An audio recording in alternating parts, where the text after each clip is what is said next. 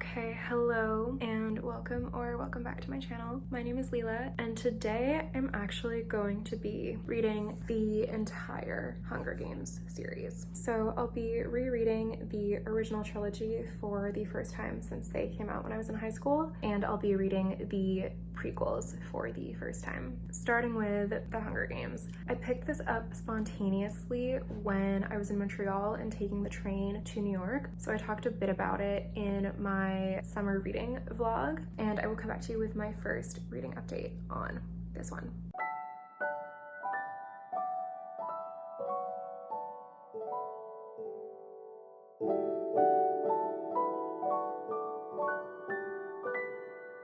I'm like almost at the end of part 1 right now, so they're about to go into the games. It has been really cool rereading this book so far and realizing what a profound influence it has had on my life. And like that's something that I talk about in my book that I wrote, like my novella that I just finished and submitted, like how Katniss Everdeen was my role model. And I read this as like a tween to young teen and expected to save the world by myself like when I was 16. And then I found myself getting into my 20s and feeling totally overwhelmed by climate crisis and escalating fascism and like just being depressed and like sort of haunted by the figure of the strong female protagonist who saves the world all by herself. And so I sort of try to integrate that in my novella, but also reading it now, I'm like reconnecting with that original inspiration. And I'm honestly kind of having an experience like the end of Buffy when they're like all the potential slayers are waking up and then the viewer is sort of asked, are you ready to be strong? And I'm like, I want to embody my inner Katniss and like be brave at this moment in history. And also just like reading it now, I'm able to understand and appreciate so much more about the political context and commentary and relationship dynamics. Like I love Suzanne Collins. I love the politics that she brings here, and she is such a master. Like she is so talented at conveying an extremely powerful political message in an extremely compelling way. Like the sentences are so simple and clear. The tension is so strong. The relationships are so compelling. The characters are so lovable and complex and understandable. The plot is so addictive. The pacing is just perfect. Like she deserves her success. I love this series. Hello. I just completely binged The Hunger Games. I got so addicted, I simply could not stop reading. And then I even went to the library in the pouring rain to get this copy of Catching Fire so I could start it. So I just have like a few points that I want to cover before I dive into Catching Fire. And I have read the original trilogy in the past when it was coming out, so like over 10 years ago. And so I remember certain key elements of the plot, and I'm not going to censor spoilers. So going forwards,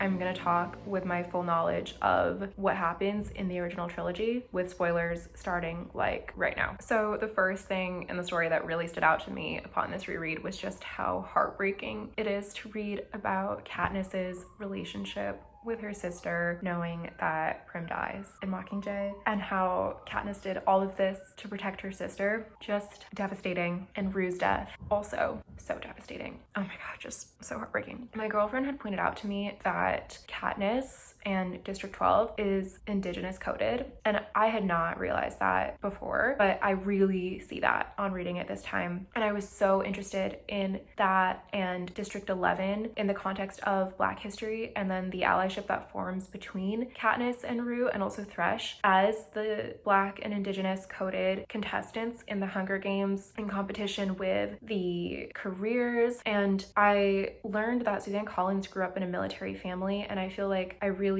see how the Hunger Games as an institution could be commentary on like the military industrial complex, and how there are maybe like white kids who come from very proud military families who enlist as a sort of point of patriotic pride, like the careers. And then there are people who maybe are living in such conditions where it feels like they have no choice but to join the military. And that was so interesting. And then also seeing how everyone involved in the Hunger Games is oppressed by the ruling powers of the Capitol. And I am so impressed impressed and inspired by how powerful the political message of this story is. Like, the anti-capitalist politics in here are so strong, and I am just really impressed and inspired and grateful by and to this story. Also, on this reading, I totally fell in love with Peta. As a kid, I think I was reading from Katniss's perspective with less of a capacity for distance and questioning of like the narrator's authority, if that makes sense. And so I was taking Katniss's words more at face value. And I think like I saw, well, Katniss and Gale grew up together, they belong together. I like for things to be like how they're supposed to be. But on this reading, I could see Peta's kindness and softness in contrast to Gale's more calculating way of being in the world. And of course, we understand where that comes from. But I was like, oh my God, like Peta is what Katniss needs. And like they've gone through this huge trauma together. But I had this realization, which is like, okay, so Katniss performs her relationship with Peta for the audience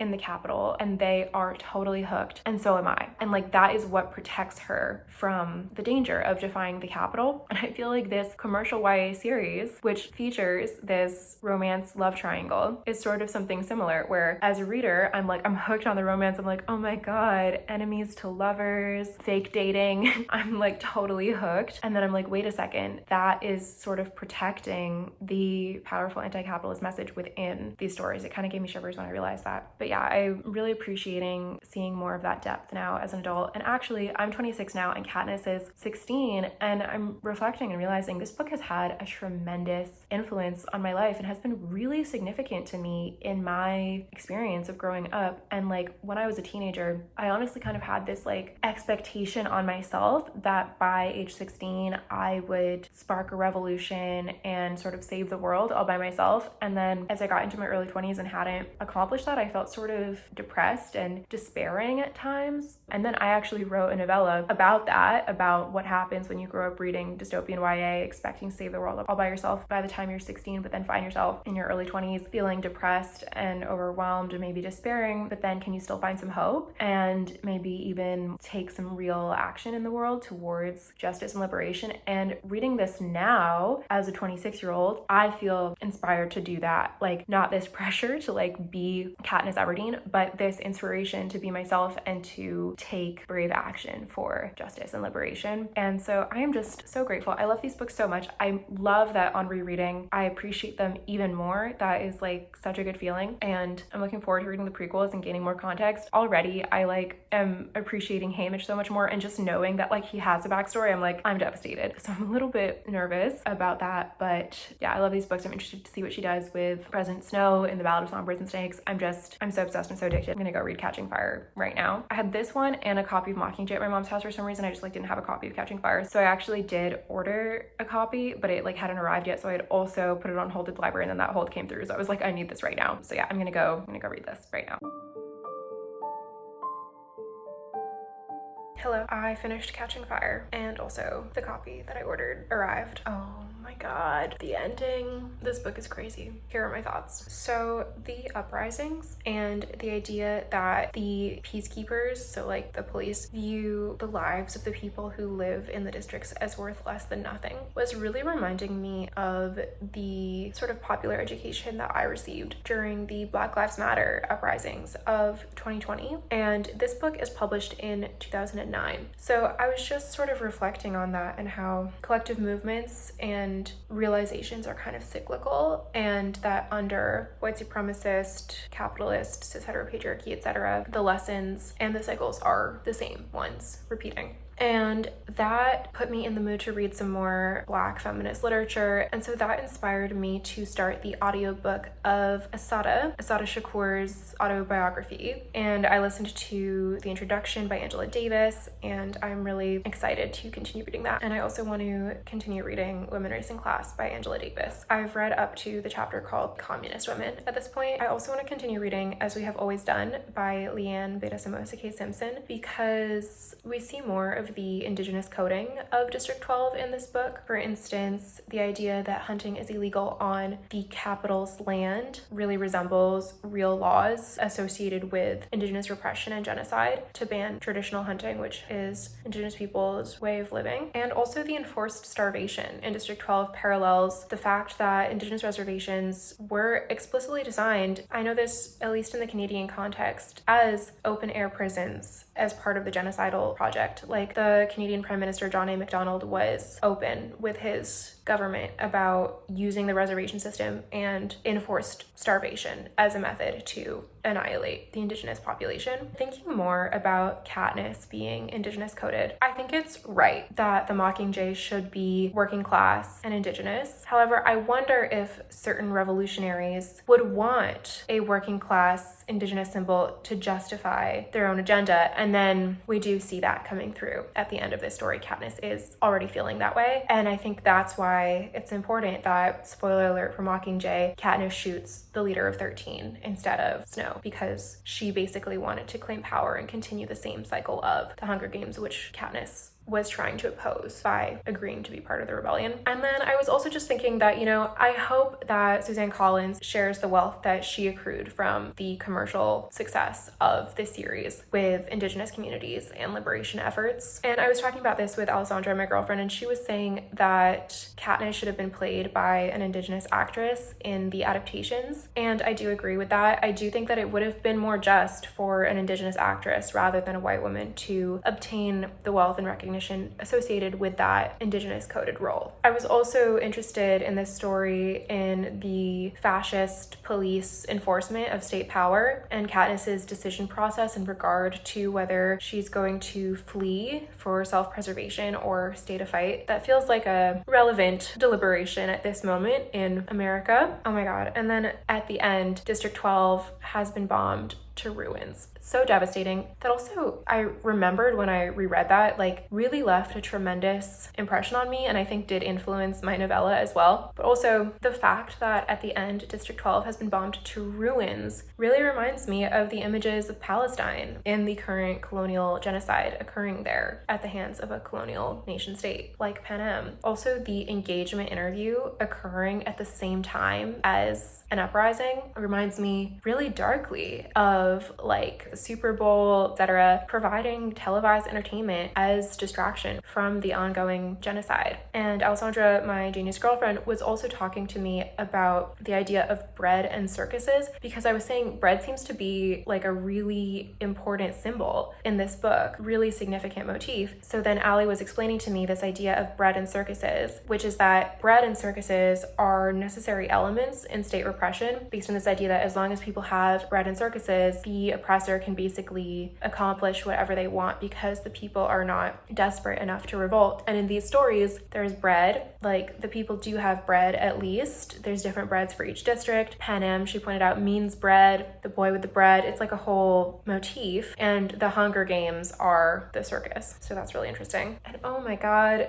the wedding dress, the way that it burns symbolizes maybe the loss of her innocence or the destruction of her innocence, and she becomes the Mockingjay. Oh my god, girl on fire. Cinna. I had forgotten that they kill Cinna. That was devastating. And Caesar Flickerman saying, Cinna, I think you'd better take a bow, and the double meaning of that, devastating. Also the pregnancy, oh my god. Ali also pointed out to me that the Capitol citizens are more outraged about the death of an unborn child than the living children who are literally sacrificed to the Hunger Games as tributes, and how that maybe speaks to pro-life agenda or sentiment. Also, PETA is just too good for this world. The locket with pictures of Prim and Gale, his level of devotion to the point of ultimate self-sacrifice, it's devastating. And they're separated, and I'm remembering that the Capitol brainwashes him into being obsessed with murdering Katniss, and it's all just, oh my god. And in this book, they do play up the love triangle a little more, and I feel my heart pulled more with the Katniss-Gale relationship pairing, but I remember that Gale ultimately is responsible for the bomb that kills Prim, and there's just no going back from that, and I think Katniss shares that feeling, and so Katniss and PETA are simply endgame. I'm really excited to get to Sunrise on the Reaping now, learning more about Haymitch's games and the backstory of Pan Am and the Hunger Games, and I'm also really excited to get to the Ballad of Songbirds and Snakes, actually, because I had told Allie that a conservative Christian booktuber described it as reading a wholesome romance until Snow suddenly becomes evil, and Allie's reaction was something along the lines of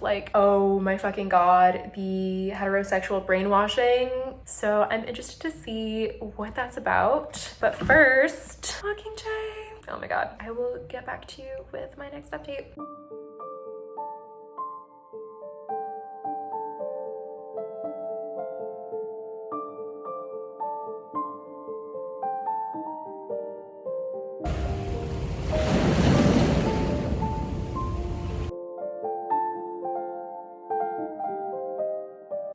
I finished Mockingjay. I actually finished it a few days ago. I found it really intense, so I took a little break to recover and read stories about fairies and kittens, and now I'm back, and here are my thoughts.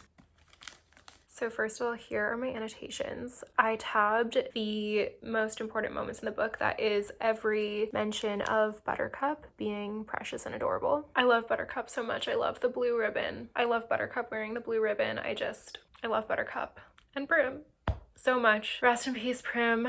And oh my god, the moments of Prim being so sweet with Buttercup before Prim's death. Devastating. And also Finnick. Oh my god, I forgot that Finnick dies. And that was truly devastating. Right after his wedding.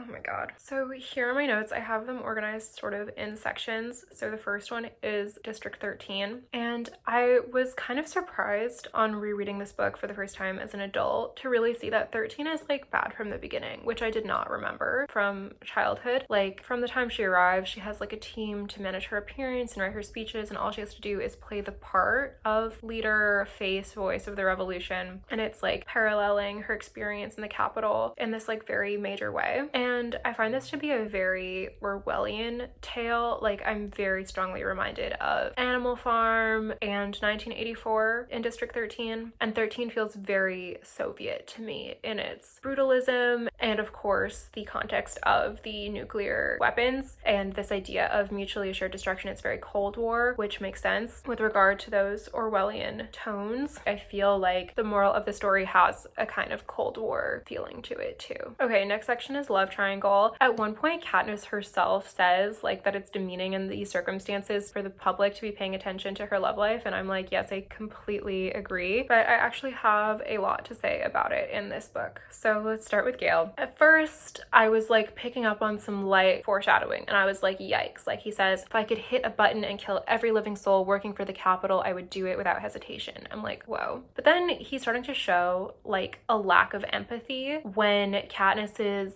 prep team is imprisoned in horrendous conditions in the dungeons of District 13. Gale shows a total lack of concern. And then a bit later, he's saying more things to Katniss as he's skinning a rabbit. And I started to pick up on like, wait, is he being portrayed as this kind of soulless character? And what does that mean in the context of him being indigenous coded and Peeta being white and Katniss being half white, half indigenous coded? And then Gale is starting to demonstrate an interest in violence for its own sake. Like he's thinking of like ways that he could snare hummingbirds just for fun. He's really excited to play with weapons. And then he gets greedy for power and starts sort of prioritizing his ambition for power in 13 through his relationship with Coin over his relationship with Katniss. And again, like his hunting game is like translated into using weapons against the Capitol, which also kind of set off a little flag in my mind about what is that saying about his indigenous coding potentially and building bombs based on animal traps. I did find this line important. Gale and Katniss are talking and it says, for a moment, real hurt registers on his face, then cold anger replaces it. So I don't think it's actually that like Gale is like written as like pure evil and like lacking in empathy. I think he is written as having been pushed very far by his experience of oppression. But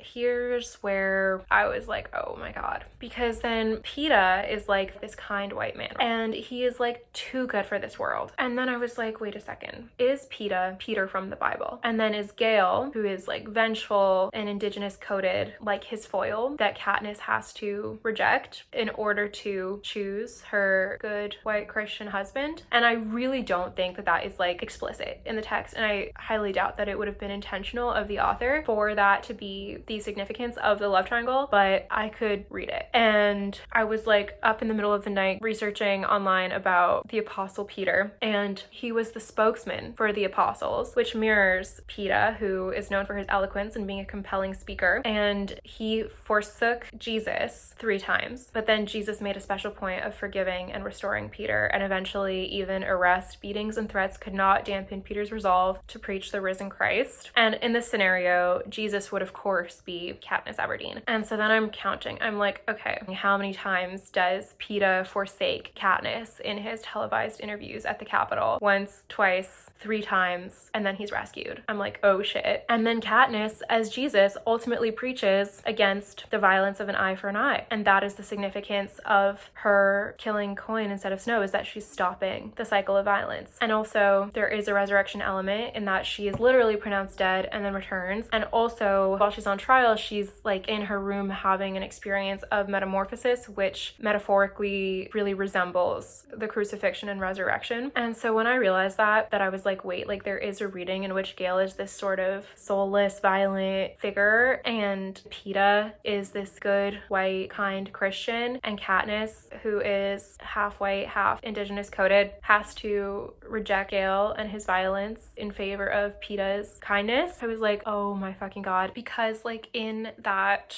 framework, like whiteness would be equated to morality, and like there is literary historical precedent for that. Like for example, in Uncle Tom's Cabin, which was written by a white woman, which did advance the cause of abolition among white readers by humanizing enslaved Black people in their understanding. It's like those Black people are like morally good and they are like a quarter Black or something like that, as in it's super fucking racist at the same time as advancing an anti-racist project. And it's like in this parallel, Katniss being half white would make her like more moral than Gale and more suitable for a marriage with like good Christian wholesome white Peeta. So it took me a little longer to get through this book, but I know that the series gets more deeply into the history of Panem and the Covey in Ballad and Sunrise, so I'm excited to see where that goes. Okay, the next section that I want to discuss is war. First of all, I was disturbed by Katniss trading her bow in for a gun. I found that really disturbing. Personally, I am really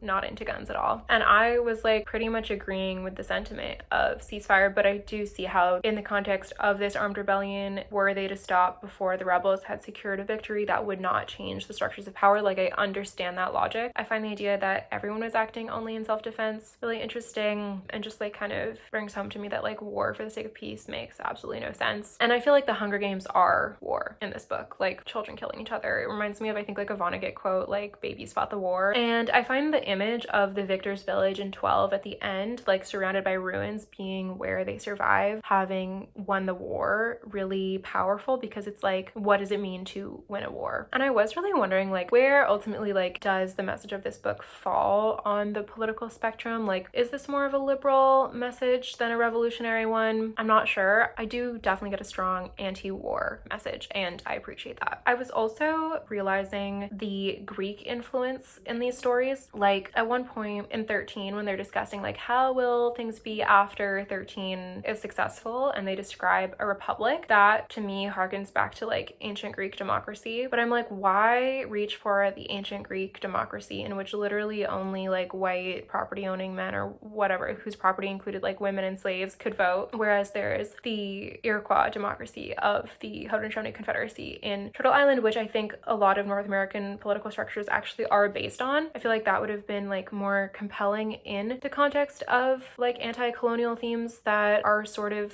present here. And also I realized that the tributes in the Hunger Games probably connect to the tributes to the Minotaur in Greek mythology. And then in the acknowledgements of this book, the Greeks are referenced, like the author thanks her mother for sharing stories of Greek mythology with her. Okay, and then a couple of miscellaneous things. The phrase blood and roses was reminding me of bread and roses, which comes from the workers and women's movements. And the full phrase is bread for all and roses too, which means a demand for more than just our basic needs being met, but also having access to pleasures in life. And I find it interesting that like in this series, like President Snow is associated with roses, whereas everyone else has bread. And also the importance of bread in circuses is made explicit in this text, the Latin phrase and the name Panem being connected and highly relevant to the story. At one point, Haymitch threatens to put Katniss in a device that is essentially a scold's bridle, which I know about from reading Sylvia Federici, is like a real instrument that was used in the past to gag women, where it would like imprison their tongue, and if they spoke it would like cut them. Like it's really horrifying and very real. Also, one thing that I've had in mind throughout reading the series is that the culture in Panem is very gender binary, like a boy and a girl from every district. There isn't like explicit queer representation that I remember. There are like queer aesthetics. I feel like Cinna is queer coded, but I was sort of feeling like as I was reading, like, not that it wasn't realistic that Panem would be so hetero, like cis heteronormative, but that it was cis heteronormative, and that there wasn't something in the text so far that meaningfully engaged with that. And then that came to mind when we were introduced to the character of Tigris. I feel like Katniss's description of Tigris was very femme-phobic in a way that felt trans-coded and therefore kind of transphobic. So I was like, interesting. And then one more thing that I noted that I just thought was interesting, I put this under sad girl theory. There's a quote when Katniss is in her sort of chrysalis in her room during her trial. She says, "How difficult can it be to arrange the execution of one murderous girl? I continue with my own annihilation." And then she is basically trying to starve herself to death, which I found very interesting in terms of this idea of killing herself instead of hurting others. Like she says, "They will never brainwash me into the necessity of using weapons again. It benefits no one to live in a world where these violences happen." Like, that was feeling very Ophelia Court to me, very Simone Weil starving herself to death because she couldn't tolerate the idea of world hunger, as Chris Kraus claims in Aliens and Anorexia. But ultimately, Katniss lives and very meaningfully changes the world in terms of ending a cycle of violence which harmed her and traumatized her into that position originally. So I'm like, that's very interesting. Never kill yourself, be the revolution that you need. Speaking of revolution, I am about halfway through Assata. I'm still listening to the audiobook primarily, but I did get this physical copy from the library, and I feel like Assata Shakur really is like a real mockingjay. I'm learning so much about just like what the FBI is and does, and also the fact that the police force that persecuted Assata Shakur is like literally Nazis. Not just like, oh, they're like Nazis, like they are literally founded by someone who was a Nazi, and like they do like Nazi salutes and wear Nazi uniforms, and basically is like opening my eyes to how the Nazis and the KKK are a lot more present throughout the history and reality of America than like mainstream propaganda would have me believe. It's not really surprising, but it is shocking. Kitty is crying about it. Also, Kitty matches the book Mockingjay so perfectly. Look at those beautiful Mockingjay eyes. She shares about a time when she was almost raped when she was 13, and then she has this line that I just found so powerful and resonant and true, where she says, "It didn't happen to a particular kind of girl. It happened to girls who were at the wrong place at the wrong time." And I'm like, yes, exactly. And then also she got obsessed with crochet in jail, which is just literal icon behavior. I love that. And I also want to keep reading, as we have always done, Indigenous Freedom Through Radical Resistance by Leanne Betasamosake Simpson, as I read The Ballad of Songbirds and Snakes. Okay, I did start this and I'm like 75 pages in. I keep thinking of the title as A Song of Thorns and Crows, just because I find it like very fantasy trend title, which is funny because I feel like Hunger Games is such a trendsetter in terms of commercial fiction, but whatever. I was kind of like scared to start it because the other ones, like, while I knew that they were intense, like at least I knew generally what was gonna happen because I'd literally read them before, whereas this is like a new Hunger Games. Like, that's, oh my god, like it's scary. And anyway, I opened it up and immediately saw that she quotes John Locke. I really take issue with Locke. Like, he is my personal enemy. It's like a quote from Locke that like at face value seems pacifist, but it's like appealing to the power of reason over nature. And I'm like, I really hope that she's not like putting this here as like a face value good quote, because Locke and like the context of that is like very oppressive in my understanding of the world. He is like the father of colonial white supremacist capitalist patriarchy. Like, he basically tried to justify colonial genocide and land theft by saying that men who exploit land have a right to own it as their own property because they cultivate it and use it to produce capital. And like that same logic was all about setting up like white men with power over their wives and slaves and indigenous land that they were stealing in the colonization of Turtle Island. So I'm like, gross. I wrote the irony of how this thought was used to justify indigenous genocide. The fact that we meet Tigris again on the first page and that she's Snow's cousin adds so much significance to her scene in Mockingjay. And then regarding hearing a conservative Christian describing this as reading like a wholesome romance, I am deeply disturbed and horrified by that, in that Snow is obviously trying to use Lucy Gray. Like, he's literally explicitly saying, like, what is the best way for me to exploit her? And then he like goes to meet her on the Holocaust train that's transporting the tributes, like animals who are about to be slaughtered, and tries to seduce her so that he can use her for his own agenda. Like, first of all, it's giving like Nazi and Jew, which is absolutely horrifying. Someone with that type of position of power romancing someone who is so oppressed by them. Like, at this point, I'm like, if I were reading this without having read the original series and knowing Snow's trajectory, I could be thinking that maybe by falling earnestly in love with Lucy Gray, Snow could realize that the capital is oppressive and might join the revolution with her and seek to change the structures of oppression and seek liberation for Indigenous people, working class people who are oppressed by the capital. But then I'm like, wait a second, did this conservative Christian girl think that it was wholesome in the sense that maybe Snow would save Lucy Gray and that like she could come live with him in the capital? Because that's horrifying to me. He's like realizing she's not an animal. I'm like, why would you treat an animal that way? But also like, wow, romantic. Also, I realized that this story is partially based on the Shakespeare play Coriolanus, so that is interesting. But that is my update for now. I will get back to you when I finish the book. Also, another thing that I wanted to say about Assata Shakur's autobiography is that she ran away to Greenwich Village when she was a teenager and got taken in by a like Greenwich Village fairy godmother who was a Black trans woman named Miss Shirley, which I just love so much. Like, literal like mothers of the revolution, Miss Shirley. I love that.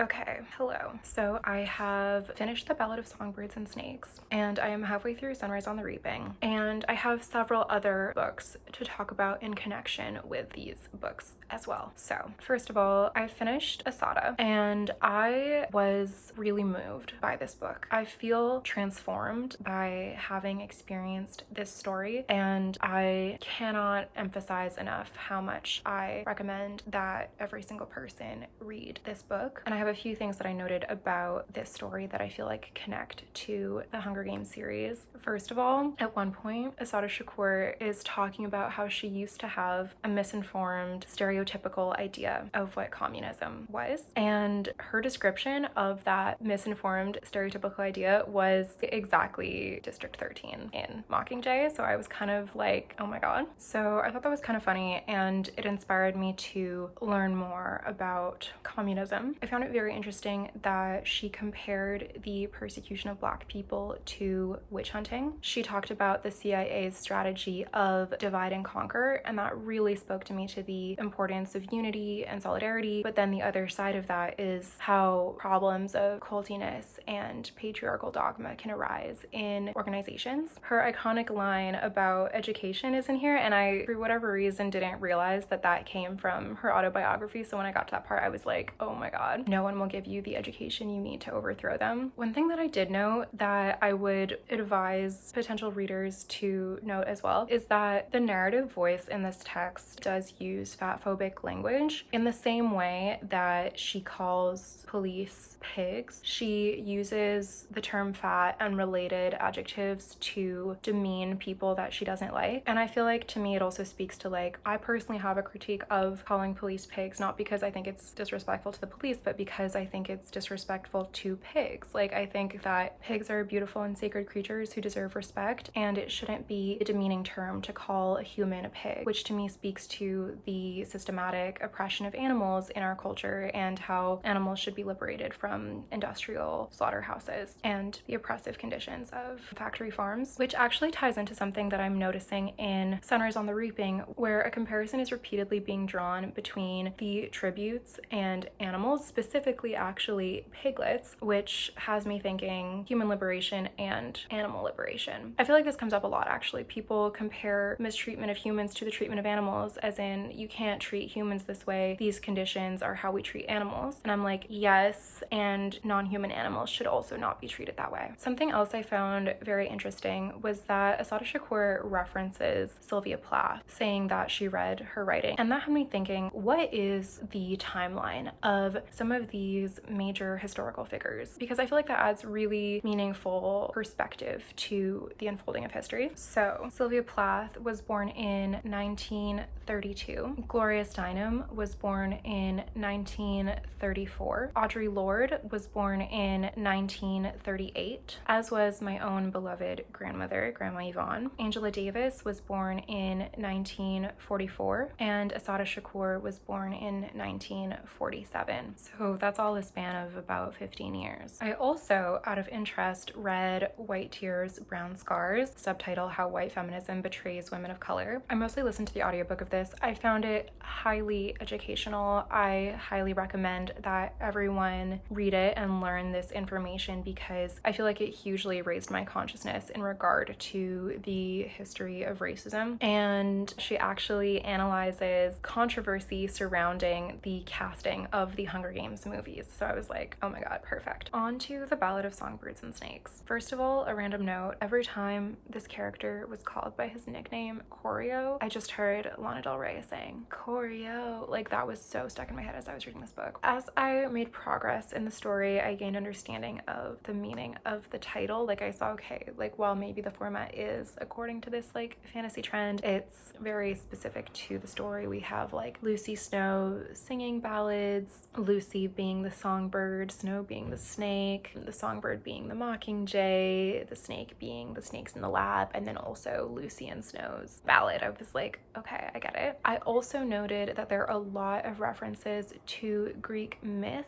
in the names of the characters in this book. Like, we have Arachne for one example of many, which I feel like is relevant to this point that I've been realizing, which is that these stories are very much rooted in Western classicism, Western philosophy, and I feel like that comes through in this one especially. I liked that there was a lesbian character, Barb Azur. I was like, nice. Was it the deepest or most meaningful queer representation? No, but I liked that those queer characters were there. Which brings me to my observations about gender in this story. So I noticed in the beginning we have like some very traditional gender roles occurring in the Snow household. Like, we have Tigris baking, which is a very traditionally feminine activity, and we have Snow experiencing a lot of pressure to be a provider, and we sort of see that laid out as part of the reason that he becomes fascist, this immense pressure to obtain security for his family and himself. I also found it significant that the symbol of President Snow's roses was very connected to his memory of his mother's love. And I think often when we see these like fascist men in power acting out in these ways that result in extreme oppression for many people, they are acting from a place of a lack of love and security. So I found that very interesting. I found it interesting that he does not allow himself to cry, and that he is disturbed by the disorder of nature, and like he hates the mockingjays. I feel like that is very significant to his fascist trajectory, because that speaks to a desire for power and control and order over nature. And that is what we see in colonialism, in witch hunting, in white supremacy. These various forms of systematic oppression are often based in basically a fear of nature. And yeah, I was definitely keeping in mind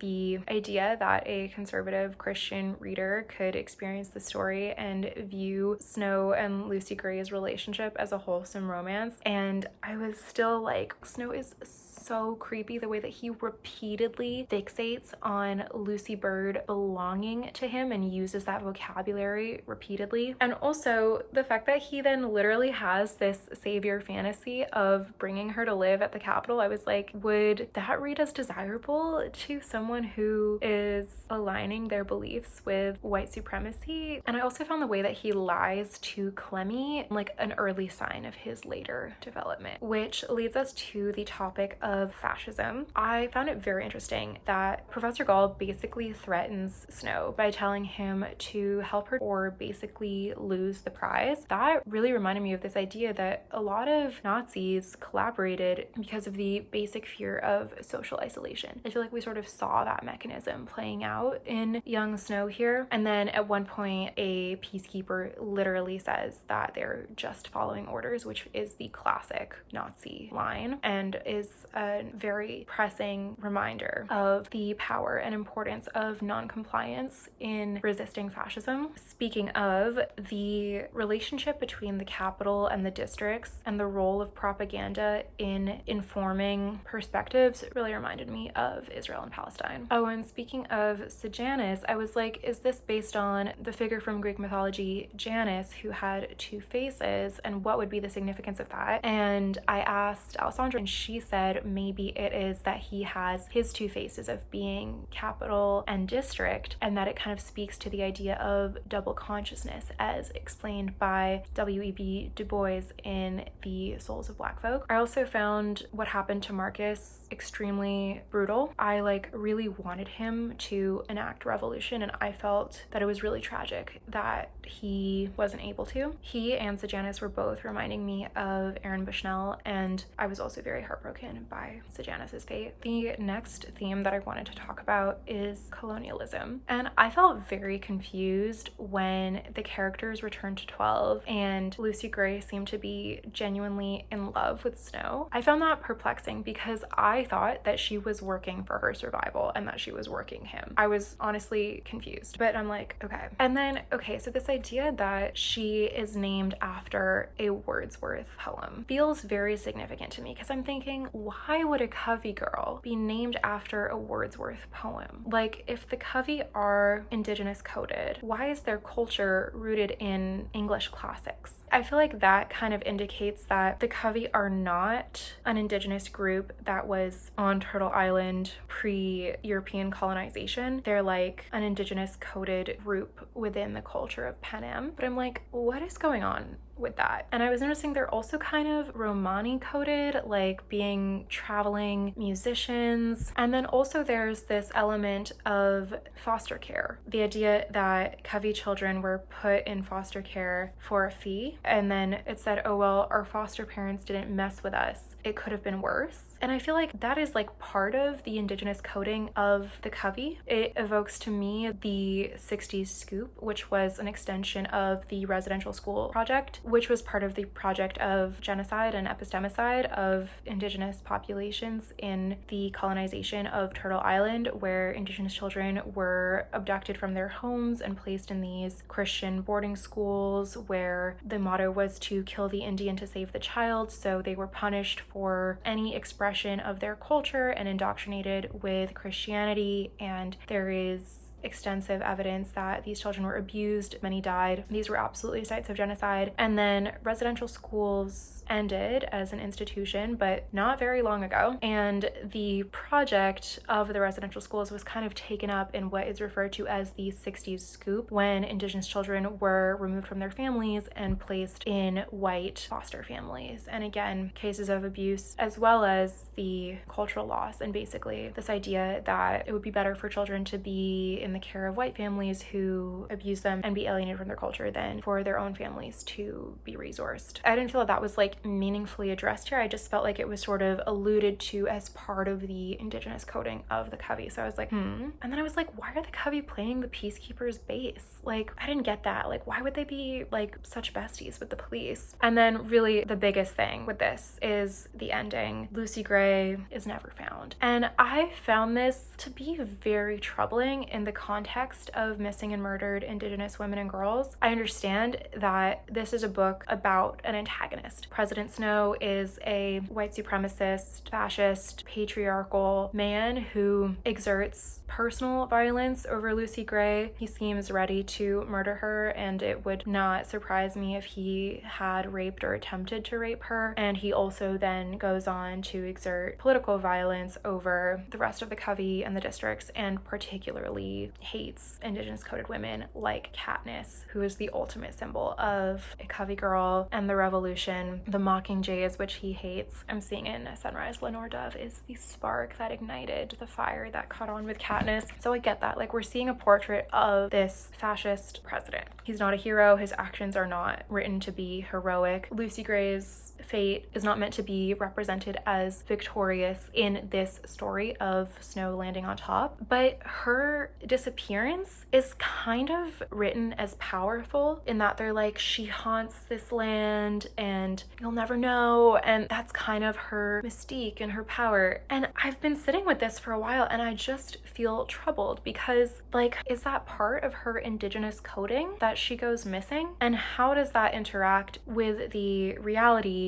of missing and murdered Indigenous women and girls and Two-Spirit people? This is a very well documented phenomenon that Indigenous women and girls are targeted in patriarchal violence, both personal and political, and have gone missing and been murdered in extreme numbers, which is 100% connected to the ongoing project of white supremacist, colonial, patriarchal violence. And these cases are not investigated or not solved by the police because obviously the police work for the white supremacist, colonial, patriarchal state. And that is a situation that urgently demands justice. So I would find it troubling if that was written in this story without much intention surrounding that. Like, if it's just sort of part of her Indigenous coding, that would be extremely problematic. I'm taking it as a call for action to raise awareness and bring justice to missing and murdered Indigenous women and girls and Two-Spirit people. And actually, after I finished Ballad, I read some more of As We've Always Done by Leanne Betasamosake Simpson, and this is a book that I truly recommend from the bottom of my heart. I'm finding every single sentence to be life-changing in my understanding of the world and determination to move through it in a way that hopefully can support Indigenous sovereignty and liberation. I read this section in chapter 3 called The Attempted Dispossession of Quay, called Colonialism in Quay, and I feel like this is just extremely relevant to what I'm talking about here. Talking about colonialism, Leanne Betasamosake Simpson writes, "It tries to control my sexuality, the ways I express my gender, with escalating magnitudes of structural and interpersonal discipline and violence if I do not conform." Relevant. She writes of colonialism, "I experience it as a gendered structure. The structure is one of perpetual disappearance of Indigenous bodies for perpetual territorial acquisition." She writes, "The structure has one job, to maintain dispossession by continually attacking Indigenous bodies and destroying Indigenous families." She writes, "I think we need to expand, deepen, and reactualize the processes and knowledges of grounded normativity to structuralize Indigenous nationhood and resurgence and mobilizations as a mechanism to dismantle the structure of colonialism in all forms." Yes. And speaking of colonialism and Christianity and the Western context of this text, the Enlightenment thinkers cited in the opening quotations are engaged in this debate about the state of nature. And basically, I think that's kind of getting at this idea that, like, if humans are inherently evil, they need order, which taken to its extreme would mean fascism, to control them and ensure order. Whereas if they're inherently good, that's a different story. And if they're inherently evil, then they need the authority of God and the power of man and government and the church to control them. I also thought it was interesting that this book, uniquely in the series, is narrated in third person because that is God's point of view. Also, I found it extremely significant that in the About the Author section, it is revealed that Suzanne Collins' father fought in the Vietnam War. That is extremely relevant to this discussion of colonialism, war, etc. Moving on to Sunrise on the Reaping, I am halfway through this one. I am up to chapter 14, and actually I've been reading this alongside Thunder Song by Sasha taqwšəblu Lapointe, and this is an excellent combination. This is personal essays, and Sasha taqwšəblu Lapointe is truly becoming one of my favorite writers. I love her poems, Rose Quartz, and I am loving Thunder Song. I am obsessed with her aesthetic and writing style and politics. She is Coast Salish, and she has an essay in here called Reservation Riot Girl, which I love so much. And she actually also talks about missing and murdered Indigenous women and girls, and something that she said that feels very relevant to the considerations I was having about the Ballad of Songbirds and Snakes is that she describes having grown up with almost a sense of expectation that she would go missing and it almost wouldn't matter. She sort of internalized messaging that when white girls go missing, everyone cares and they get found, but when Indigenous girls go missing, no one does. And obviously that is a very disempowering message and something that as feminists with decolonial politics, we should work to change. Here are some of my annotations. Like, I'm just obsessed and in love. I love it so much. I love her. I love her images. I love the mermaids. I love it. The first thing that I noted about Sunrise on the Reaping is the opening quotes are once again from the White Fathers, and this time George Orwell is there. I had like sensed his presence in the books, and then he showed up and I was like, yeah, I knew you were here. And I was also feeling echoes in the text of Max Weber's theory of the state's monopoly on violence. But okay, so like every Hunger Games fan reading this book, I'm having a lot of feelings like Lenore Dove's geese, the detail that Haymitch keeps a flock of geese in the epilogue of Mockingjay, Haymitch saying that he doesn't drink, Katniss's dad being Haymitch's best friend, and then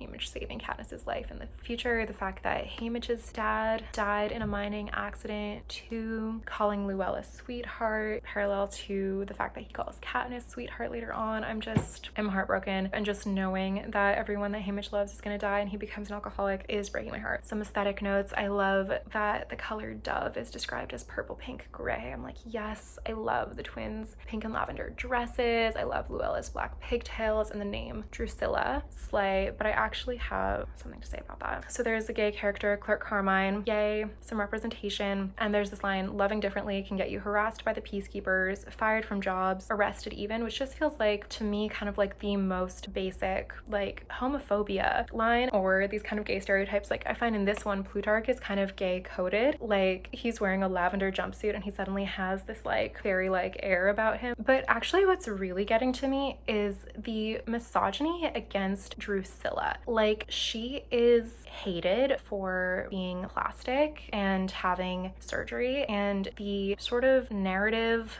textual approval of misogynistically demeaning Drusilla for her appearance is kind of reminding me of the extremely transphobic depiction of Rita Skeeter in the Harry Potter series. And just the fact that a woman named Drusilla is like actually cruel as opposed to iconic and slaying just shows to me that this text is not queer, because if it was, Drusilla would slay. But okay, on to colonialism. Again, why is Lenore named for an Edgar Allan Poe poem? Like, it just doesn't make sense to me that they are an allegorical, indigenous, coded group rooted in white literary tradition. To me, that speaks to the fact that these books are rooted in white literary tradition. At one point, there is reference to the commons as a sort of lost public good, which I thought was interesting that she brought in. I know about that from having read Caliban and the Witch, but to my understanding, the commons is a British concept, and in North America, where this book is set in Panem, what's more relevant is the fact that pre-colonization, Turtle Island was entirely stewarded by indigenous populations, and the commons was described as like land that everyone could use, and I feel like that indicates a colonial worldview where the earth is a resource to be extracted, a la John Locke, in contrast to a symbiotic reciprocal relationship to the earth, pre-colonization, no one using the land. And then I felt that it was kind of offensive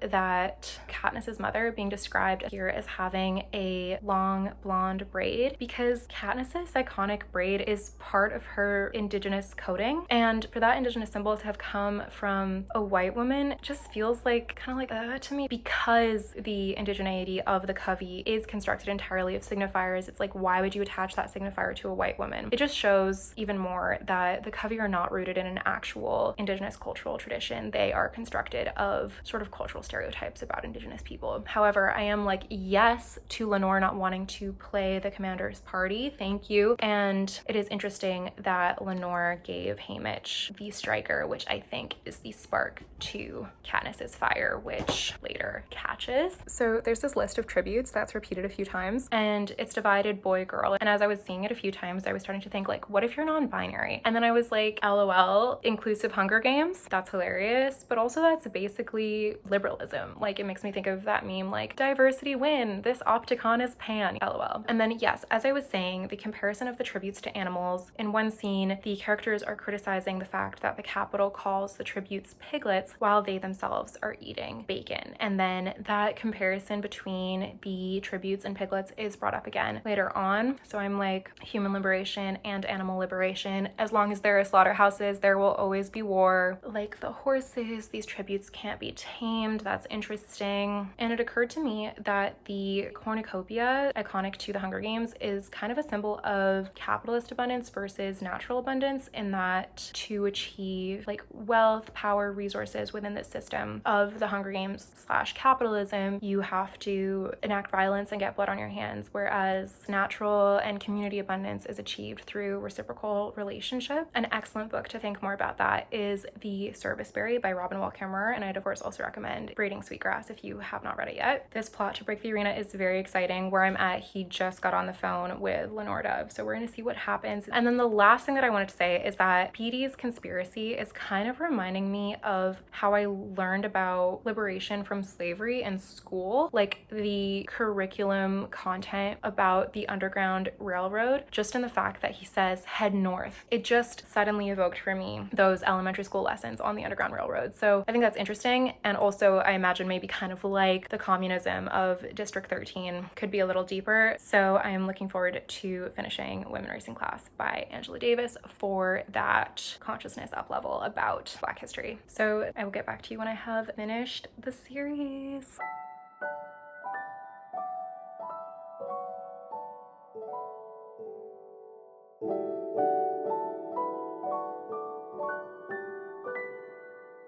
Hello, I am at my cousin Jake's apartment where I have been cat sitting, and I finished Sunrise on the Reaping, and I also read the Communist Women chapter in Women Racing Class, and I made a little Hunger Games journaling spread. So I'm here to give you my final update. I am so relieved that the sun will never again rise on the reaping. I ended up reading a lot of this book on the 4th of July, which was very cathartic, and it turns out very fitting because July 4th is Reaping Day and Hamich's birthday, and this is Hamich's book, so that's perfect. I love that this book is kind of goth, like with the Nevermore poem at its heart and a lot of images throughout the text. I tabbed in lavender all of the references to rabbits within the text because I absolutely loved that. I especially loved the first one, which is, in my opinion, the best line in the entire Hunger Games series. It says, "A fluff ball of a bunny rabbit pops up and nibbles the grass, its pale gray fur tinted lilac and pink." I was like, wow. I loved the purple flowers that catch fire. I loved Lulu being like a kitten and associated with snakes. I loved the butterflies and the bats and the image of the woods glowing in the light of the moon and the fire. I was also kind of stunned by the sentence, "Sunlight bounces off the crystals, throwing tiny rainbows around the forest." Like in general, I just feel like this book demonstrates a growth in the beauty of the author's writing since the Hunger Games. Like in the first book, I was so impressed by the concision of each sentence and the author's capacity to keep the story moving at a very fast pace and engage us in a very compelling story and plot. And I feel like in this most recent book in the series, we still have that very compelling, gripping, page-turning quality, plus beautiful sentences and images. I loved Maisie. I love her princessness and the way that she comes into her power. I also absolutely loved the line that a sister is someone you fight with and fight for. I'm like, absolutely yes to that. I do feel like in some ways though, Maisie kind of misses her own point. Like she embodies girl power, but then she herself is still kind of femme-phobic in the way that she criticizes others. And I feel like to me, there's an important difference between critiquing the plastic surgery industry and mocking women for participating in beauty culture. And I don't know that this text is entirely with me on that. I also was just reflecting that like for books that kind of claim to hate fashion, these books really value fashion. Like fashion design, clothing, having a designer and a prep team is like a big part of these stories. So I don't know, maybe there's some inner tension there. But overall, I really appreciated the message of this book in regard to propaganda, and I felt so grateful for the sentence, "Their lack of discernment transforms the recap, validating validating it as truth. I think this book's call to think critically and question authority is extremely important at this time in history. And also that message of their lack of discernment transforms the recap, validating it as truth, honestly kind of applies to the cultural response to the Hunger Games series as well, like where it has been made into a film franchise, media phenomenon, capitalist product, and marketed as such. And I feel like when these stories are presented as pure entertainment that is detached from the cultural context, from the political moment, that lack of discernment transforms the recap, validating this truth. Anyway, I also got the message that capital powers are watching us, with the eye-shaped arena evoking Big Brother of 1984. Big Brother is watching. And more on the